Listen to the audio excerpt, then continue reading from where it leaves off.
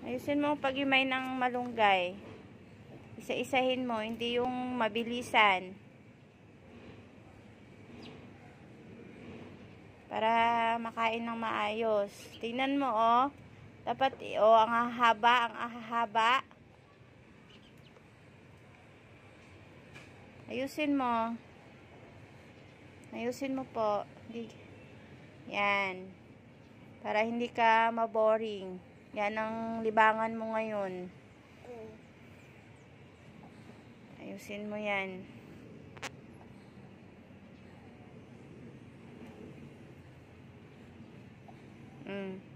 Ba't ang haba naman yan?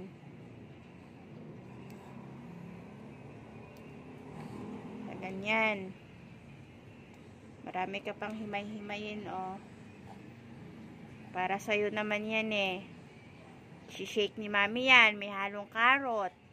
Tapos, iinumin mo para mabilis yung paggaling mo. Intindihan mo po? Apo. Dapat ganyan.